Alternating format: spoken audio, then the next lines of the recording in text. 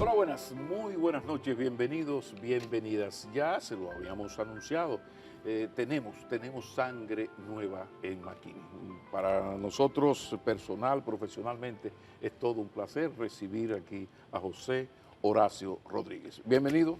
Muchísimas gracias, el placer es ¿Cómo, mío. cómo te sientes? Contentísimo de finalmente haber podido realizar esta entrevista. Bueno, hasta eso impidió el COVID, que uno hiciera entrevistas muy deseadas, porque Así cuando no mismo. fue A, fue B. Pero aquí estamos. La experiencia, José Horacio, ¿qué tal eso de ser diputado en ese congreso terrible? Ha sido una experiencia de muchísimo aprendizaje, ha sido una experiencia interesante, donde yo creo que hemos podido marcar una diferencia en el quehacer legislativo por el compromiso con el que hemos asumido el trabajo. Es descubrir que hay muchísimo trabajo que hacer dentro del Congreso Nacional y que hace falta gente con voluntad, con ganas de hacer ese trabajo. Es reconocer también que uno no lo puede todo, que hay que elegir batallas, porque a veces cuando uno quiere aglobarlo y asegurarse de que cada cosa que pase por manos de uno sea perfecta, entonces uno se ve consumido por un desgaste. Es también aprender a conciliar intereses, a construir consensos, a tender puentes con personas que quizá uno entendía que tenía muy poco en común, pero que en algunos aspectos puede encontrar puntos de entendimiento, porque para poder avanzar y lograr que proyectos se conviertan en realidad dentro del Congreso Nacional hay que construir mayorías, y yo pertenezco a un bloque minoritario con vocación de ir creciendo y de convertirse en mayoritario, pero que en la actualidad tenemos solamente 2 diputados. Pero yo lo evalúo como una experiencia de muchísimo aprendizaje y que para satisfacción mía ha podido ir dejando buenos resultados. Precisamente el equilibrio, ¿dónde estaría el equilibrio? Hay que crear mayoría, hay que crear consensos, como bien acabas de decir. Ahora, ¿dónde está el equilibrio y dónde está el límite entre los principios? Porque no se puede ser como Groucho Marx, aquello que decía, estos son mis principios, si no te gusta yo tengo otro, no te preocupes. No se puede, no se puede. Entonces, el equilibrio entre los principios y la realpolitik para poder avanzar, ¿dónde está eso? Mira, cuando uno asume una posición como esta, uno entiende que uno es un hombre de Estado, desde que uno asume como legislador. Total. Y como hombre de Estado, uno tiene que tener conciencia de que las decisiones que uno toma son para todo el país, para quienes piensan como yo, para quienes no comparten mi visión de país. Y que al final uno tiene que poner el país delante y al país primero. Y lo pienso, por ejemplo, con el tema del Código Penal. Hay muchos aspectos con los que yo he tenido contradicción y he podido ceder. Hay otros con lo que esas contradicciones me han hecho terminar manteniéndome firme, oponiéndome a la versión que se está sometiendo a votación. ¿Hay algo que es innegociable en tus principios, en cualquier discusión que hayas tenido? Que Sí. te hayan tocado, no, eso no. Mira, para mí el tema de los derechos humanos es innegociable. El reconocimiento de la dignidad humana. Ese es un aspecto innegociable. Yo no puedo apoyar ningún proyecto que vaya en desmedro del reconocimiento de la dignidad de la persona humana. Yo vengo de una formación jurídica, legal, pero que también está sustentada y fundamentada en esos derechos humanos. Vengo de una historia familiar que luchó por la democracia. Entonces, para mí, lo que es la democracia, los derechos humanos y también la lucha contra la corrupción, esa conducta ética en el Estado, esos son 3 componentes que para mí son innegociables. Fuera de ahí, bueno, podemos ponernos de acuerdo en cosas o no, y tenemos que ser conscientes de que cuando uno ocupa una posición como esta, hay que estar dispuesto a ceder en determinado momento. Claro. Y la modificación constitucional, con esto de la posible modificación constitucional, se habla de que se quiere modificar, bajar el porcentaje para ganar en primera vuelta, entre otras cosas. Nosotros no estamos... ¿Podría ceder? ¿Eso se puede conversar? Mira, en Alianza País nosotros no estamos de acuerdo con ninguna reforma constitucional que sea producto de un acuerdo de aposento. La Constitución es la ley suprema, la ley de leyes, es nuestro contrato social. Y para modificar la Constitución nosotros entendemos que tiene que ser producto de un amplio acuerdo y consenso de la sociedad dominicana. Y nosotros no podemos seguir haciendo reformas constitucionales para beneficiar a la clase política o para acomodar a un presidente de turno o a un sector político. Cualquier reforma constitucional tiene que estar orientada a garantizar más democracia, más institucionalidad, separación de poderes del Estado y más derechos para la ciudadanía. Si no es en esa dirección, nosotros no estamos de acuerdo con ninguna reforma constitucional para acomodar a un sector político u otro. Y cualquier reforma constitucional debe nacer del pueblo, debe ser producto de un consenso ciudadano, de una demanda social, porque al final ese es el contrato social, tiene que estar toda la sociedad Bueno, de pero acuerdo con una recuerda, reforma tenemos una democracia constitucional. representativa y Claro. cuando tú hablas, está hablando una primera circunscripción que confió en ti. Claro. Entonces, el inconveniente está en el desprestigio de la palabra de la política dominicana y los políticos que se desdicen sin ningún problema. Entonces, existe el temor de que venga un proceso de reforma constitucional y las cosas no estén muy claras, porque tú sabes mucho mejor que yo, porque eres diputado, que cuando se inicie ese proceso, se abre esa asamblea para modificar la Constitución, nadie puede asegurar lo que va a pasar allá adentro. Entonces te hago la pregunta más directamente. ¿Estarías de acuerdo en apoyar una modificación constitucional para disminuir el porcentaje necesario para ganar en primera vuelta? No, yo creo que ese es un tema que sector de la sociedad lo está demandando, lo está exigiendo. ¿Cómo eso contribuiría a mejorar la calidad de la democracia dominicana? No lo veo. Ahora, hay aspectos en esa Constitución que yo sí entiendo que deberían ser eventualmente modificados. Por ejemplo, la configuración del Consejo Nacional de la Magistratura, que inclina la balanza a favor del presidente de la República para determinar los miembros de las altas cortes.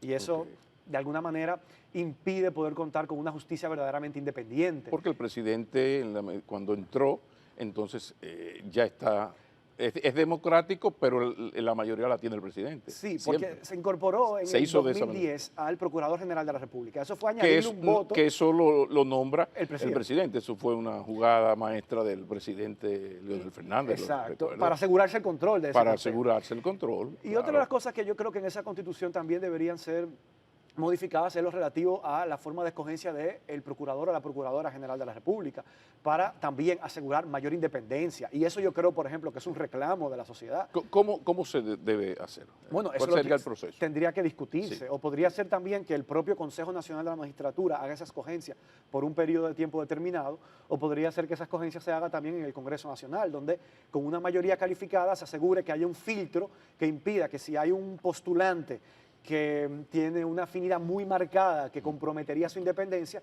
pueda ser de alguna manera vetado por una parte del Congreso para impedir su escogencia. Y además, que sea elegido por un periodo de tiempo determinado. ¿Para qué? Para que pueda tener libertad de hacer su trabajo. Si fue escogido por 4 años, que en esos 4 años no pueda ser removido. Hoy en día el presidente puede en cualquier momento destituirlo si, por ejemplo, se inicia una investigación que no le agrade, porque repercuta sobre alguien de su entorno, de su anillo. Simplemente amanece con un decreto destituyendo a ese procurador. Y eso impide verdadera independencia del Ministerio Público. Ya un poco me respondiste la pregunta que te iba a hacer, un poco si tú confías, crees en esa intención presidencial de que él se jacta, lo ha dicho y lo repite, de que tiene un ministerio público independiente, que lo ha permitido, que esto sí que es cierto, totalmente verificable, que no existía ninguna relación entre doña Miriam y el presidente de la República. ¿Tú crees, como el presidente Abinader, que es posible nombrar a un procurador y que ese procurador sea realmente independiente? Bueno, yo creo que eso dependerá, como de alguna manera, ¿verdad?, de la buena voluntad del presidente de turno. Y nosotros no podemos dejar la justicia, que es un poder del Estado, en manos de esa buena voluntad. Y por eso yo creo que eso debería constitucionalizarse y por eso debería cambiarse la forma de escogencia. En este caso yo creo que doña Miriam Germán, la actual procuradora, goza de un amplio respeto, credibilidad en la sociedad. Yo creo que si hiciéramos una consulta, un sondeo, ella es una de las funcionarias públicas mejor valoradas por el pueblo dominicano, y porque ha demostrado que ha iniciado procesos que la gente alguna vez pensó que eran imposibles que se iniciaran por el nivel de poder que quienes están siendo investigados en algún momento ostentaron. Y ese es uno de los principales problemas de la República Dominicana. Y la ciudadanía se movilizó durante 2 años, el 2017 y el 2018, en toda la geografía nacional vestida de verde, pidiéndole fin a la corrupción y fin a la impunidad. Entonces, estos pasos que se están dando son el resultado del triunfo de esa ciudadanía en su reclamo. Y ahí es bueno ver la importancia de las movilizaciones y del empoderamiento ciudadano. Pero después de la pausa vamos a ver hasta dónde esas aspiraciones, esas luchas, esas marchas en verde o en cualquier otro color lograron llevar a cambiar la situación y que fuera el PRM el gobierno, ¿hasta qué punto hay satisfacción o insatisfacción? Porque no es lo mismo la guitarra que el violín. Después de la pausa, ya regresamos.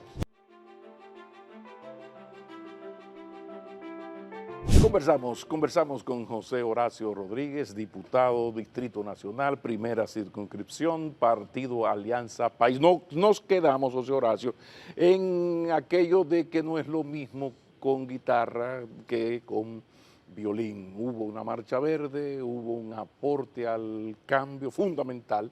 Ok, se dio el cambio. Fuera el PLD, llegó el PRM. ¿Qué tan satisfechos o insatisfechos están esas marchas de las cuales de alguna manera tú eres un digno representante? Más que de Alianza País, yo a veces lo veo de esa manera. ¿Cómo está esa situación? ¿Cómo lo ven? Yo creo que se ha avanzado y de hecho creo que es quizá la principal luz que puede exhibir este gobierno. La ciudadanía exigió, demandó, reclamó y se están dando pasos que se encaminan hacia ese fin de la impunidad y lucha contra la corrupción, pero es insuficiente. Y yo leía un artículo que me identifiqué mucho, que decía, la lucha contra la corrupción no se evalúa por cómo comienza, sino por cómo termina.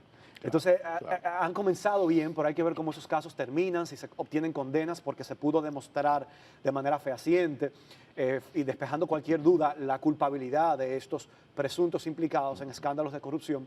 Y eso tiene que demostrarse ante la justicia con expedientes sólidos y pruebas, respetando las garantías constitucionales de los imputados. Entonces, además, otra prueba de fuego será también evaluar la capacidad que tenga este Ministerio Público de perseguir la corrupción de la actual gestión y no solamente del pasado. Y además, no solamente del pasado inmediato, sino del pasado menos reciente, para poder confirmar esa imparcialidad. Pero creo que se están dando pasos en la dirección correcta y creo que la ciudadanía tiene que mantenerse vigilante, porque no es como que ya podemos celebrar, cantar victoria. Hay que mantenerse vigilante, atentos al trabajo. Yo siempre digo, nosotros vamos a tener mejores gobiernos y mejores autoridades en la medida en que tenemos una ciudadanía vigilante, atenta, una prensa también vigilante y atenta, observando el trabajo que hacemos, quienes tomamos decisiones, que para que cuando nos equivoquemos podamos reconocerlo y rectificar. Y sobre todo hay algo hasta peligroso y es cuando tú confías mucho, cuando tienes una alta expectativa y te parten el corazón en amor o en política, pues mientras más alta la expectativa, más grande la decepción.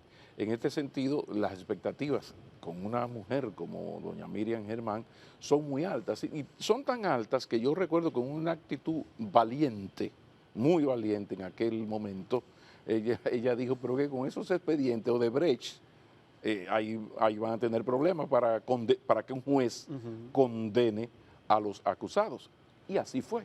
Fácilmente, por un poquito más y me condenan a mí. Estamos jugando a la enfermedad de la honradez, en el sentido de que aquí todo el mundo es corrupto, se junta la verdad con la calumnia y la media verdad, y hay un desprestigio de la clase política en general, lo que es injusto. Y el gran problema es que no hay condenas definitivas, que yo lo que hago es aquel allante, te mando a buscar con una tropa, te apreso y una cosa. ¿Hasta dónde podría llegar? ¿Cómo tú ves esa posibilidad de que ocurra esa ruptura? Bueno, por eso digo, hay que mantenerse vigilante, hay que mantenerse atento. A mí me gusta combatir ese descrédito hacia la política con mis acciones como político. A mí me gusta combatir esa desesperanza y ese señalamiento de que todos los políticos son iguales con mi ejercicio político. Porque yo creo que cuando nosotros desacreditamos a la política, estamos destruyendo la posibilidad de cambio que tiene un país. Solamente se pueden producir cambios estructurales en una sociedad amplios a través de la participación política. Entonces uno se pregunta, este desprestigio constante y este ataque constante hacia la política y los políticos, ¿a quiénes beneficia? A quienes les conviene que se mantengan las cosas como están, el status quo. Claro. O sea, a quienes le conviene la correlación de fuerza, a quienes la sociedad le funciona bien como está actualmente. Claro. Pero quienes quieren cambio, quienes necesitan cambio para vivir mejor y vivir con dignidad, necesitan de buena política. De política que vaya orientada hacia construir un estado de bienestar, que vaya orientada a asegurarse que nosotros podamos construir, hacer justicia social. construir un marco jurídico, estatal, que nos permita que se puedan ofrecer servicios públicos de calidad para todas las personas. Que no importa cuál sea tu cuenta bancaria o que quizá tú no tengas cuenta bancaria para poder recibir una buena educación, para poder recibir buenos servicios de atención de salud, para tener un techo digno. Entonces, para eso hace falta buena política. Lamentablemente, esto que hablamos está ocurriendo. Ahora, las redes sociales han permitido que el estúpido del bar, el que hablaba tonterías en la esquina del parque del pueblo, tenga una red y tenga una cuenta y diga y haga lo que quiera. Entonces, las redes sociales han sido maravillosas, han transformado el mundo, pero tienen un precio. Y el precio es ese, y ese precio está afectando tanto al periodismo de calidad, de cierta calidad y de cierto autorrespeto, como a la política. Y esto está provocando en todo el mundo, incluso no solamente el surgimiento, sino el surgimiento exitoso de líderes y de movimientos políticos populistas, entre comillas, antipolíticos y antipartidos, que lo peligroso es que son sumamente exitosos. No existe, no tiene José Horacio Rodríguez temor de que ante el desprestigio de la clase política, que yo bromeaba el otro día, dice, no, la gente le tiene menos confianza a un político que a un vendedor de carros usados, que eso es mucho decir. Entonces, no hay un temor de que sigamos por ahí, que aquí todos son ladrones, aquí todo el mundo, o sea, la generalización que siempre es un error. No es un peligro, no temes que surja ese movimiento populista exitoso. Bueno, yo creo que lo importante es que nosotros lo mantengamos dentro del propio sistema democrático, cualquier cambio, incluso cambio radical que se pueda dar. Eso es lo importante, no retroceder a periodos oscuros que ya hemos superado. Cualquier cambio profundo, producto del desprestigio de la política y de los políticos que nos han gobernado, que sea un cambio democrático y además que sea un cambio a favor de la gente, para que se tomen decisiones que beneficien a las grandes mayorías. Y yo creo que ese miedo existe y está presente en esa clase política tradicional. Y de alguna manera el cambio que se produjo político en el 2020 sirvió de válvula de escape para ese descontento. Entonces ahora se aplaza en el horizonte la vista hacia un cambio radical de esa naturaleza. Pero en muchos países esos cambios se han dado hacia regímenes autoritarios, hacia regímenes quizá militares, no comprometidos con los valores democráticos, y yo pienso, a eso sí yo le podría temer. Pero son peligrosos porque triunfan dentro de la democracia. O sea, hay un electorado que le han partido el corazón los políticos tradicionales, que la manera de rechazar eso es irse al extremo. Pasó en Brasil con Bolsonaro, pasó con la actitud de los partidos republicanos y demócratas en Estados Unidos, que se fueron al extremo de este loco impresentable. Sí. Pero no, es un loco, será impresentable para ti, para mí, pero ganó y es un líder importante de la política dominicana. Donald Trump, algo impensable. Entonces, hay una tendencia hacia los extremos por el descontento hacia quizá la política de paños tibios que ha desencantado a mucha gente. Pero bueno, yo creo que ese es un reto y un desafío para la partidocracia local y nacional, y es algo que no se puede descartar. Y a lo que yo aspiro es a que si eso se da, se puedan preservar los valores democráticos y que sea para beneficiar al país, porque eso se puede dar hacia una tendencia o hacia otra.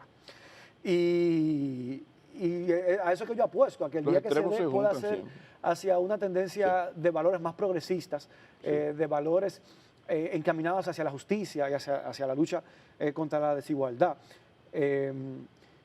Pero ese es un desafío que está latente ahí, que no se puede descartar. Tenemos que ir a otra pausa. Cuando retornemos te voy a ceder la palabra in extensa, porque necesito que me hables largo y tendido del Código Penal. ¿Cuándo vamos a matar a Napoleón en este país y vamos a tener un Código Penal que garantice por lo menos, entre algunas cosas, por lo menos el respeto a la vida de la mujer, que veo que hay intenciones de que se sigan muriendo mujeres siempre pobres en los patios? Ya regresamos. José Horacio Rodríguez, el proyecto de modificación, de aprobación de un nuevo Código Penal tiene dividida a la República Dominicana, a la sociedad dominicana. Sorprendentemente hay unos temas ahí que desde fuera parecería como tan lógico, ¿no? pero no hay manera de que esto arranque. Despacito, ¿cuál es la situación del Código Penal? ¿Hacia dónde vamos? Y desde tu perspectiva, ¿qué es, volvemos al concepto, innegociable para Alianza País, para José Horacio Rodríguez, en el contenido de ese nuevo código? Mira, el proceso ha sido caótico. Si hay un proyecto al que yo le he dedicado más horas de trabajo, ha sido a ese Código Penal, como miembro de la Comisión de Justicia de la Cámara de Diputados. En una primera instancia, el proyecto se depositó en agosto del 2020, iniciando el periodo constitucional. Y estuvimos 9 meses en la Comisión de Justicia estudiándolo, artículo por artículo, debatiendo, construyendo consenso, poniéndonos de acuerdo. Escuchamos a todos los sectores interesados en hacer opiniones. Se hicieron vistas públicas. Recibimos al CONANI, a UNICEF, a el Ministerio de la Mujer, al Ministerio Público, a FINJUS, me parece que también a Participación Ciudadana. O sea, hicimos un amplio proceso de recibir a los sectores religiosos, a las feministas. Escuchamos a todo el mundo y luego de 9 meses rendimos un informe al Pleno. Okay. El código se aprueba con una mayoría abrumadora y pasa al Senado. El Senado nada más tenía un mes para conocerlo, finalmente perimió, porque en ese mes no pudieron estudiarlo y poder rendir un informe y aprobarlo. Entonces perime, porque luego de 2 legislaturas los proyectos se perimen. Entonces inicia una nueva legislatura un año después, en agosto del 2021, el pasado mes de agosto, y se reintroducen esta vez 3 proyectos de Código Penal. 1 por el Senado, 2 por la Cámara de Diputados. De esos 2 proyectos en la Cámara de Diputados, nosotros fuimos uno de los proponentes, junto a 14 diputados. ¿Cómo se explica eso? ¿Es normal que...? Sí. Al caer el proyecto, sí, bueno, hay muchos diputados que tienen la iniciativa de introducir uno nuevo, porque ya el que había perimió. Sí. Entonces, nosotros introducimos uno en agosto, junto a unos 11 diputados, 13 diputados, donde incorporábamos las sugerencias que había hecho el Ministerio Público, porque al final el Ministerio Público es que va a utilizar ese código como herramienta para perseguir los delitos. Entonces, incorporamos la mayoría de esas observaciones y también corregimos algunos temas que en materia de derechos humanos se habían cometido. El tema de las causales para asegurar que los derechos fundamentales que están protegidos en la Constitución, sí, y que tiene toda niña y toda mujer en el país, a la vida, a la dignidad humana, a la salud, a la integridad física, se garanticen. Cuando están ante un embarazo inviable, ante un embarazo cuya vida corre peligro de mantenerse, o que sea producto de una violación o de un incesto. Y también en temas relativos a la dignidad de las personas y a la no discriminación. Nosotros corregimos todo eso, depositamos ese código. También corregimos el tema de la corrupción, donde retomábamos el tema de la imprescriptibilidad de los delitos de corrupción. Y también eliminamos algo que se había aprobado en la primera ocasión en la Cámara, que era la creación de la jurisdicción penal militar, que es una vuelta al pasado, porque eso ya se había superado con la aprobación del Código Procesal Penal. Exacto. Y eso se había quedado ya obsoleto y se había eliminado. Entonces ahora como que se trae del pasado y se retoma la creación de estas jurisdicciones penales militares. Entonces nosotros depositamos ese código. Hubo un grupo de diputados de tendencia más conservadora que depositaron otra versión y el Senado se depositó otra. Lo que se aprobó fue hacer una comisión bicameral y fusionar los 3 proyectos. Entonces la comisión bicameral trabajó 3 meses, también de mucho trabajo, de mucho debate, de discusiones, de jornadas hasta de 12 horas de trabajo. Se rinde un nuevo informe. Ese informe se aprueba en el Senado aprueba su versión de Código Penal y va a la Cámara. Nosotros ahí depositamos un informe disidente con 5 puntos. Que yo suscribí junto al diputado Santiago Vilorio de Atomayor y junto a la senadora Farida Raful y el senador Antonio Taveras del Distrito Nacional y de la provincia de Santo Domingo.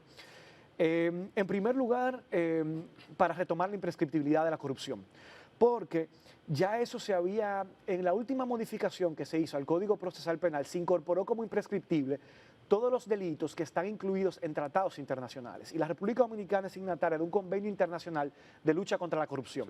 Por lo tanto, esos delitos que están en ese convenio se consideran imprescriptibles. Pero con este nuevo código de aprobarse, se va a eliminar esa imprescriptibilidad para reducirla a 20 años. Entonces, nosotros establecíamos en ese informe disidente que se retomara la imprescriptibilidad. En segundo lugar, nosotros en ese informe también planteamos la eliminación de la jurisdicción penal militar, porque entendemos que las jurisdicciones militares deben existir exclusivamente para conocer faltas disciplinarias de los miembros de las Fuerzas Armadas, pero no faltas de carácter penal, que para eso está... Para problemas internos. Exacto. O sea, si un miembro afecta a otro miembro de la sociedad no militar, entonces ya debe ir a la civil. Exacto, a la jurisdicción ordinaria. Y eso ya ha sido estatuido así por el propio Tribunal Constitucional, que estableció eso en base a la jurisprudencia. Por lo tanto, no entiendo la presión de ir en contra de la jurisprudencia del Tribunal Constitucional, que es vinculante al Congreso Nacional y a todos los poderes públicos. Ahí van dos de los temas. El tercer tema fue las causales. Nosotros reincorporábamos y proponíamos en nuestro informe disidente que sean incluidas, porque dejarlas fuera significaría que nosotros entendemos que si no se incluyen las causales se está violando la Constitución de la República. Detente ahí, porque ya sí llegamos donde íbamos. Tú me estás hablando de unas 3 causales que fue una bandera de lucha del PRM opositor frente al PLD en las elecciones. Fue un poco el atractivo mayor para que todas esas fuerzas liberales, progresistas y una gran parte de ellas que no participa en la política ni votaba, se sumó a todo esto. Y si el PRM es el partido de gobierno, es el que tiene más diputados, controla absolutamente el Senado, esto parecería un clavo pasado. No es un atentado a esos acuerdos y a esos apoyos recibidos y necesitados en unos cuantos meses, el estar dando tanta vuelta, mareando la perdiz en este tema. Creo que sí, que es una incoherencia del partido de gobierno. De hecho, en su propio... ¿Qué tan peligroso es eso? A ver. En su plan de gobierno, el PRM identificaba como uno de los desafíos para las mujeres la penalización absoluta a la interrupción del embarazo, como uno de los problemas que afectan los derechos de las mujeres y las niñas en la República Dominicana. Y ahora lo que vemos es una incoherencia donde no son capaces de cumplir con los compromisos que asumieron en la campaña. Entonces, eso genera desconfianza. Tú me preguntabas cuál es el problema que eso genera. Genera desconfianza, porque ya tú me prometes algo y lo que demuestras es que no estás dispuesto a hacerlo cumplir.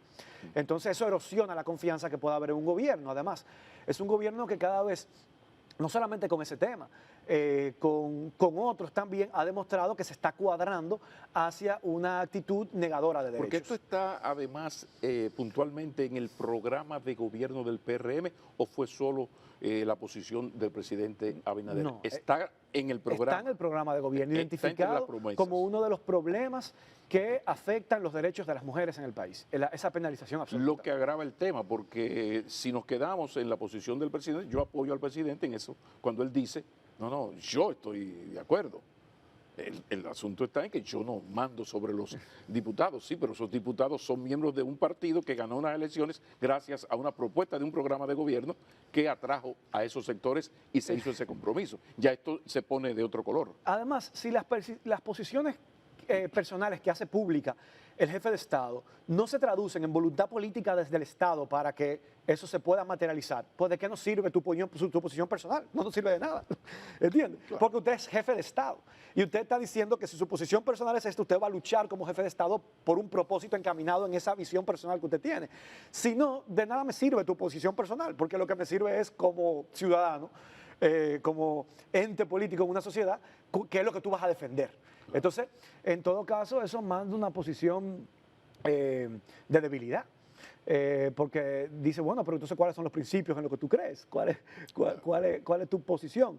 Entonces, se habla mucho del tema de la independencia de los poderes del Estado, pero eso para otros temas no lo llevan a cabo. Y me acuerdo, por ejemplo, uno de los casos en los que me llamó la atención, que un diputado oficialista me dijo, es muy cómodo estar en la posición de ustedes de oposición porque ustedes pueden votar como con libertad lo que ustedes creen. Yo no puedo, porque yo tengo que votar por los intereses de la posición que fija mi partido. Sí. Recuerdo que eso me lo dijo un diputado una vez del PRM en ocasión de la extensión del estado de emergencia, en un momento en el que ya se entendía que no era necesario. Entonces, para mantener el estado de emergencia, sí, el presidente baja línea y puede instruir a los diputados cómo votar. Pero para defender y garantizar derechos fundamentales de la mitad de la población, no puede hacerlo. Sí. Entonces, falta coherencia. Pero es parte de lo que hablábamos de la clase política, pero ahora recuerdo al gobierno de Danilo Medina que en 2 ocasiones lo devolvió. Y entonces los diputados del PLD, tan sellogomígrafos de ellos en la mayoría de las cosas, en el presupuesto, en leyes que se aprueban sin leerlo, de que esa vez desobedecían a Danilo Medina. Entonces, bueno, esas fueron de las cosas que le costaron el poder. Sí. Ahora llegamos un poco, yo veo un poco que es la misma, con mejor estilo, pero como que la cosa andaría por ahí. ¿De qué manera yo quedo más o menos bien sin golpear a unos sectores conservadores que tiran a matar, con una capacidad de dañar terrible. Y a veces cuando se quiere quedar bien con todo el mundo, se queda mal con todo el mundo. Y eso hay que estar claro. O sea, uno tiene que, habrá un sector de la sociedad que le agrade las posiciones que tú fijas, habrá otro que no. Eso es parte del, para mí, de hacer política responsable, fijar posiciones. Yo veo muchos políticos en este país que evaden fijar posiciones porque le tienen miedo al costo político que eso pueda tener. Pero yo creo que es responsable definir cuál es tu posición y defenderla y asumirla. Pero terminando con lo del Código Penal. Sí, sí, sí. Dijimos, el tema de la prescripción de la corrupción, el de las jurisdicciones penales militares, el tema de las causales. En cuarto punto, y es un tema que yo creo que te va a parecer interesante, es que se habla, una de las novedades que tiene el Código Penal es la responsabilidad penal de las personas jurídicas. Hoy en día eso no está contemplado en el ordenamiento jurídico dominicano y se incorporaría. Es decir, que una empresa, una ONG, una entidad jurídica que no es una persona física podrá ser sujeto de responsabilidad penal. Pero se agregó una eximente, que fue a las iglesias. Entonces se dice, no, las personas jurídicas ahora son sujetos de responsabilidad penal, menos el Estado y menos las iglesias. Y nosotros dijimos, pero espérate. Pero las iglesias... ¿Por qué? ¿Cuál es el argumento? No entendemos, pero eso es un privilegio y nosotros no entendemos por qué. Si una iglesia como persona moral y como persona jurídica en determinado momento puede incurrir en una actividad que conlleve y arrastre responsabilidad penal, ¿por qué se le va a excluir? O sea, bueno, recuerda que eso durante nos muchos parece un años, privilegio que nosotros tuvimos en contra de eso también. Hasta el papado de Francisco, en la Iglesia Católica, cuando alguien faltaba con violaciones, cosas estas, lo que hacía era que había una reprimenda interna. Yo sé de casos aquí que lo que se hacía era que se trasladaba a Puerto Rico. Un señor con 15 testigos de prácticas y familias afectadas. Entonces, un poco eso existía, don Francisco lo frenó, pero parece que se quiere volver a algo parecido. Yo no creo que deba haber ningún tipo de privilegios. De hecho, también en un momento se quiso incluir a los partidos políticos como entes también exentos de responsabilidad penal. Y ahí lo peleamos. Eso no te lo creo yo. Y o sea, si hubo alguien que se atrevió en la sala magna, como se dice, magna sala de la Asamblea, a hablar de eso. Y no solamente alguien, eran más. Y ahí nos tuvimos que plantar. Yo me acuerdo en esas discusiones. Antonio Taveras, Faride, Pedro Catrén, yo. Tuvimos que plantarnos ahí para pelear y decir nosotros que consta en acta nuestra radical oposición a ese despropósito de incluir a los partidos. Y mira que yo soy militante orgulloso de un partido político. Yo creo en la importancia de los partidos políticos. ¿Y por qué un periodista sí y por qué tú, porque eres político? Claro que no, eso no debe existir. El que la comete, que la pague. No importa que sea político o que sea perteneciente a una institución religiosa. General de la República. Militar. Quien la comete, que la pague. No importa quién sea. Eso es así según el artículo 39 de la Constitución, que establece la igualdad. Entonces yo no creo en ese tipo de privilegios. Y por eso luchamos para que eso no estuviera incluido. Finalmente la mayoría entendió que eso debía incluirse. Y con relación a los partidos políticos, el punto medio que pudimos negociar, porque nosotros estábamos radicalmente opuestos a que se incluyeran como entes exentos de responsabilidad penal, fue que eso entonces se remitiera a la ley de partido, para que la ley de partido sea que regule la responsabilidad penal de los partidos y se sacara del código. Pero originalmente se quería decir que no, que están exentos de responsabilidad penal también. Lo cierto, José Horacio Rodríguez, es que uno ve que la clase política, generalizar, es un error, ahí pido perdón, pero la verdad que la clase política dominicana está haciendo todo lo posible y todo lo necesario para el surgimiento de un Donaldo, Bolsonaro, Trump o algo peor. Porque cuando uno escucha estas cosas, que no es un rumor que salió en la red, sino que estamos conversando aquí con un diputado de mucho respeto a pesar de su juventud, entonces tú dices sí.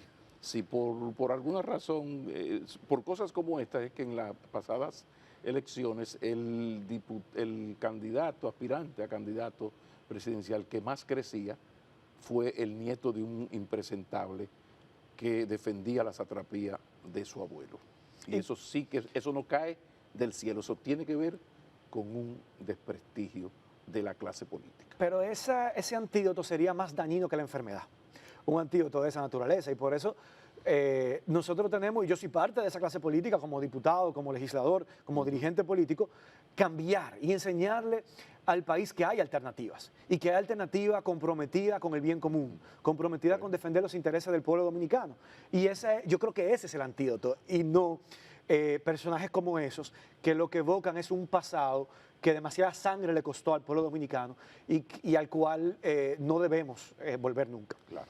Vámonos a la pausa. Cuando retornemos, último segmento, precisamente hablemos de la construcción de esa alternativa cada vez más difícil en la República Dominicana. Ya regresamos.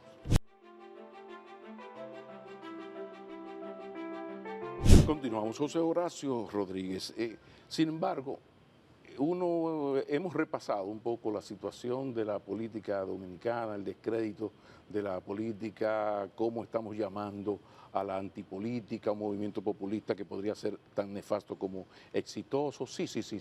Hablemos entonces. ¿Y la alternativa? ¿Por qué los partidos alternativos a esa política que se va desacreditando no acaban de ganar adeptos, y esos partidos, por más metidas de pata, pase lo que pase, llega el momento de la verdad y dos grandes partidos reúnen con sus bloques el 96-97% de la gente que vota?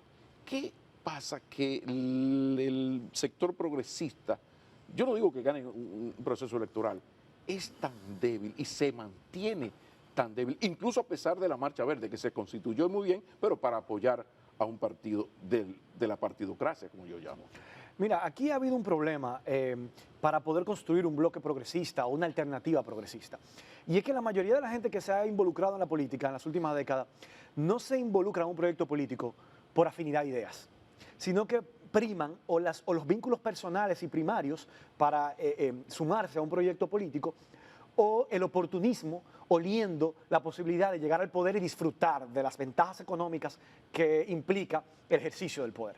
Entonces, al final, se siguen partidos por el oportunismo y la posibilidad de quedar llegar al poder, o siguiendo también caudillos, que no necesariamente se tiene claro cuál es la corriente de pensamiento ideológica de ese caudillo, simplemente yo lo sigo porque es el mío, como si fuera un juego de pelota. Entonces, ante esa realidad, es difícil construir sobre la base de afinidad de ideas, y por eso no ha habido, o tú tienes por ejemplo partidos como el actual gobernante PRM, que en su declaración estatutaria se define como socialista democrático, pero gobierna con las políticas más neoliberales de derecha que cualquier partido que la antecedió. Entonces hay una contradicción o que toma decisiones en el Congreso como la ha estado tomando, desconociendo derechos fundamentales que el socialismo invoca o reconoce, evoca a favor de determinados segmentos de la sociedad. Entonces, el reto que nosotros tenemos como partido político emergente en la República Dominicana es ser capaces de construir esa alternativa. Yo creo que la oportunidad que tiene Alianza País de consolidarse y construir a corto y mediano plazo una nueva mayoría política en el país, para lo cual estamos trabajando, es esa unidad y esa identificación para aglutinar y reunir personas alrededor de ese pensamiento progresista. Y en eso estamos trabajando, aglutinar sobre todo una juventud que cada vez se identifica más con un mundo más vivible, donde se asuma la lucha contra el cambio climático, una sociedad sostenible, donde se combata las grandes desigualdades, que en estos días salían informes de Oxfam que las personas más ricas del planeta han duplicado su riqueza dentro de la pandemia. Eso es a desmedro y en perjuicio de la calidad de vida del resto y de la gran mayoría de la población, donde el salario real de la gente cada vez rinde menos. Y eso no es así de manera fortuita, eso es porque hay un sistema diseñado propenso a ampliar esa brecha de desigualdad, donde se reconozcan los derechos de todas las personas, donde se combata la corrupción para que ese dinero, en lugar de ir a parar a manos y a cuentas bancarias de políticos corruptos, vaya a mejorar la calidad de vida de la gente a través de servicios públicos de mayor calidad. Esa alternativa progresista este país no ha tenido nunca. Yo creo que ha llegado la hora de que la República Dominicana, como lo han tenido muchas naciones del hemisferio, cuente con un gobierno progresista, y Alianza País está trabajando para construir esa nueva mayoría política que nos permita darle esa oportunidad al pueblo dominicano y al electorado de elegir por la posibilidad de contar con un gobierno progresista. Eso pasa primero por construir poder local, por alcanzar alcaldías, por tener bloques en las salas capitulares, que permita hacer un contrapeso. Y eso se ha comenzado a lograr de abajo para arriba, no pensar en la... Yo recuerdo cuando en un momento en que Guillermo Moreno competía en la presidencia, yo decía, bueno, pero ¿por qué no mejor no ir a una senaduría? y reunificar todo con alguna posibilidad, porque objetivamente no había ninguna posibilidad. ¿No se ha pensado un poco en apurar el paso los sectores progresistas para venir de abajo para arriba, un regidorcito, un ayuntamiento y ser lo que hizo el Partido Comunista Español en Andalucía con Julio Anguita? Julio Anguita, el caso de Julio Anguita, ¿no podría ser por ahí? Yo creo que si queremos conseguir resultados diferentes hay que aprender de los errores. Y eso implica quizá que nosotros tenemos que tener una discusión hacia adentro de estratégicamente los principales liderazgos del partido qué apuesta deben hacer. Y yo creo importantísimo eso, ampliar nuestro poder local a nivel de alcaldías, en salas capitulares, en el Congreso Nacional, con un bloque demostrando que se puede hacer una política diferente, que se puede hacer un Congreso que esté conectado con el sentimiento popular, defendiendo los intereses del pueblo y haciendo contrapeso al Poder Ejecutivo. Entonces, con coherencia para poder hacer oposición, que es una de las debilidades que tiene ahora mismo la oposición mayoritaria en el Congreso, que no tiene la coherencia para poder resaltar las faltas y los errores del actual gobierno, porque muchas de las cosas que le señala fueron faltas que cuando tuvieron el gobierno también cometieron. Pero lo que a mí me llama la atención es, insisto, o sea, hay una insatisfacción, son muy criticados los partidos tradicionales y eso está generando en todo el mundo, y aquí tarde o temprano se está construyendo eso, un extremista, una dirección populista en el peor sentido del término. Entonces lo que me llama la atención, ¿por qué? ¿Por qué? Si esto está fallando, el péndulo se va hacia un nietísimo de un impresentable abuelo, en vez de irse a los progresistas. ¿Hasta qué punto en el mundo de los progresistas, pienso en Marcha Verde, estos miles y miles de muchachos, de repente más que posiciones hay poses, porque uno ha visto que luego se da el cambio y mucha gente abandona su trinchera y pasa al Estado Dominicano?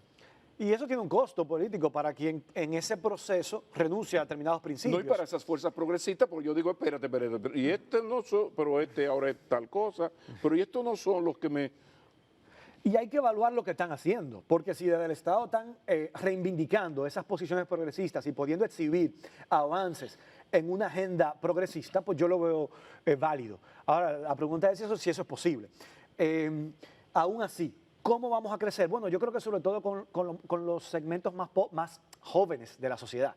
Nosotros tenemos muchos jóvenes que se están incorporando a Alianza País, que apuestan a esa alternativa, y yo creo que ahí está nuestra principal oportunidad de crecimiento.